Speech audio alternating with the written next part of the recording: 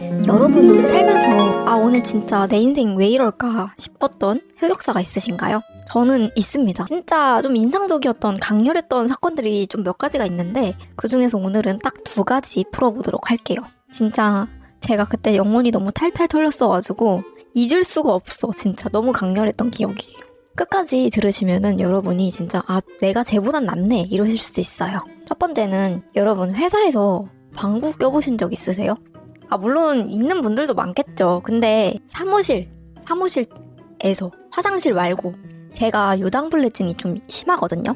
근데 이제 그날은 제가 이제 아침에 계란이랑 두유를 먹은 날이었는데 원래는 좀 괜찮은 날도 있는데 그날따라 이제 배에서 진짜 꾸르륵꾸르륵 소리가 너무 많이 나는 거예요. 진짜 배에서 막 천둥 소리가 나는 거야. 그래서 이제 화장실을 막 엄청 들락날락 거리면서 좀 가스를 뺐어요. 이렇게 하면은 이제 사무실에서 소리가 나지 않을 거라고 생각을 했죠. 그래서 이제 사무실에 복귀를 다시 해가지고 앉았는데 엉덩이가 진짜 막 배기는 거예요. 살짝 막 배 가스 차면은 되게 불편하잖아요. 앉는 것도 불편하고 이제 엉덩이도 좀 아프고 막 이래가지고 살짝 엉덩이를 들었어요. 근데 진짜로 그 사무실에 사람이 한 10명 있었는데 따갈 진짜로 진짜 미친 방구가 진짜 뿍 하고 나온 거예요. 근데 이제 그 뿍 소리가 나니까 진짜로 타다닥 이런 타닥타닥 거리던 키보드 소리도 다 멈추고 진짜 일제히 싹 멈추는 거예요. 모든 소리가. 그리고 나서 진짜 갑분싸가 된 거예요. 근데 이게 너무너무 민망한 거예요. 진짜 너무 사람이 놀라니까 막 이 상태로 그냥 멍하니 앉아있었는데 누가 봐도 소리가 제 쪽에서 났고 제가 제일 끝자리니까 정말 사람들이 다 알았을 거예요. 모를 수가 없었어. 심지어 소리도 컸어요. 개 컸어 진짜. 정말 한 10분 정도, 10분도 아니다. 한 30분 정도 얼이 나가가지고 석상처럼 제가 굳어 있었습니다. 근데 이제 동료분들이 진짜 너무 착해가지고 다들 못 들은 척 해주셨어요. 근데 그 침묵이 정말 더 잔인했었어요. 저는 이제 방구 꼈어 막 이러면 저는 네 제가 꼈어요 이렇게 말할 수 있었거든요. 근데 아무도 정말 얘기하지 않고 다 모른 척을 해주시니까 더 민망했습니다. 그래서 아마 비밀이 꽁꽁이로 좀 낙인이 찍히지 않았을까 그렇게 생각이 드네요. 그리고 2번째는 여러분 사람을 함부로 믿지 마세요. 저는 호모임 어플을 깐 적이 있어요. 한 6년 전? 완전 20대 초반 때 얘기예요. 제가 이제 새로운 사람을 만나서 이제 힐링을 너무 하고 싶은 거예요. 왜냐면 제가 인간관계가 되게 좁아요. 맨날 만나는 애들만 만나고 친구들도 정말 막 10년, 20년 막 이렇게 됐단 말이에요. 그래서 좀 새로운 사람을 만나서 인간관계도 좀 넓히고 힐링을 하고 싶다는 생각에 비즈공의 모임에 나갔습니다. 근데 이제 원래 그 모임끼리는 원래 이렇게 다들 만나고 친한 사이였고 저는 이제 새로 합류를 하게 된 상황이었어요. 그래서 한 달 동안 그 언니들이랑 진짜 친하게 지냈는데 그날도 언니랑 카페에 가서 비즈공예를 하고서 그 호수공원을 함께 돌았을 때였어요. 근데 이제 산책하다가 갑자기 그 언니가 저한테 땡땡아 수도를 알아? 이러는 거예요. 근데 저는 이제 수도가 수도꼭지인 줄 알았어요, 진짜. 그래서, 네? 수도가 뭐예요? 이랬어요. 근데 이게 자기가 사실 대순이라는 거예요. 근데 그때 당시 이제 대순도 뭔지 잘 몰라가지고 그냥 도를 아십니까? 이렇게만 알았지 대순이 뭔지 몰랐어요.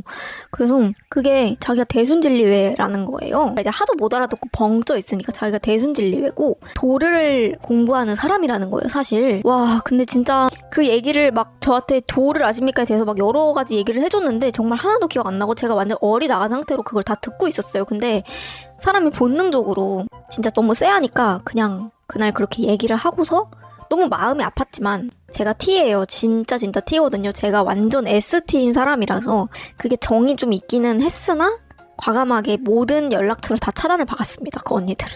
정말 제가 끊어낼 때는 정말 칼같이 끊어내거든요. 그때도 좀 사람한테 좀 배신감? 이런 게 너무 크게 느꼈었는데 그 이후로는 정말 없겠지 했었어요. 내가 이렇게 또 도를 아십니까? 이런 종교단체에 내가 속지 않겠지 이렇게 생각을 했었는데 진짜 문제가 뭔지 아세요? 또 당한 거야.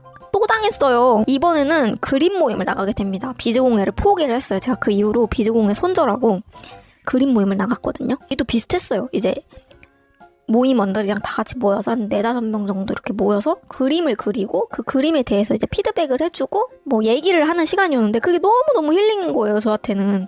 왜냐면 저는 그림 그리는 거 좋아하거든요. 그래서 여기는 정말 모임원들 너무 착하고 정말 갔다 오면 힐링이 돼 너무 좋은 곳이다 이렇게 생각을 했었어요. 한두 달 동안은 정말 만나서 카페 가서 그림 그리고 밥도 같이 먹고 이러면서 정말 시시콜콜한 이런 친구들끼리 할 수 있을 법한 얘기들을 했었어요. 다 모임 구성원들 나이도 정말 다 저랑 다 비슷했어요. 다 그때 당시에 제가 22살 막 이랬었는데 그분들도 나이가 막 20대 초반 아니면 중반이었거든요. 근데 갑자기 2달쯤 지나니까 저한테 성경 공부를 하자는 거예요. 제가 기독교거든요. 그래서 얘기를 하면서도 종교관에 대한 얘기를 서로 했었어요. 저는 알아서 잘 살고 있는데 뭐겠어요.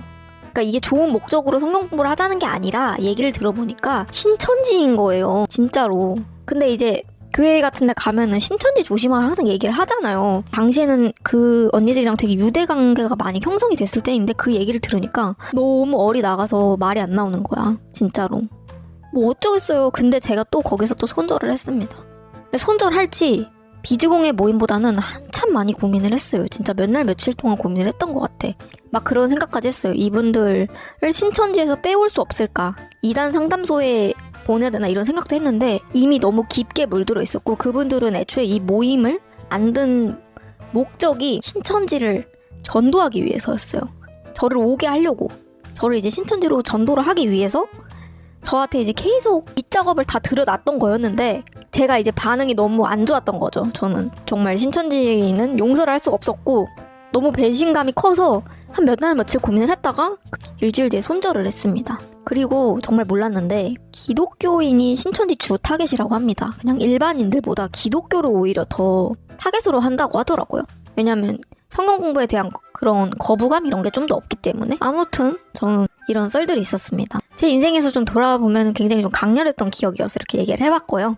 덕분에 제가 그 신천지 사건 이후로 모든 소모임을 다 끊었습니다. 여러분들 소모임 같은 거 정말 안 그러신 분도 정말 많겠지만 정말 잘 생각해보고 정말 조심해서 하세요. 정말. 그래서 제가 이제 어플 명을 말하면 고소를 먹을까봐 말을 못하겠는데 아무튼 소모임 어플 이렇게 검색해서 거기 있는 것들 중에 있었습니다. 조심해서 알아보고 하세요. 저처럼 멘탈 털리지 마시고요. 제 흑역사가 재미있으셨다면 구독과 좋아요 부탁드립니다. 안녕. 재밌는 썰로 돌아올게요.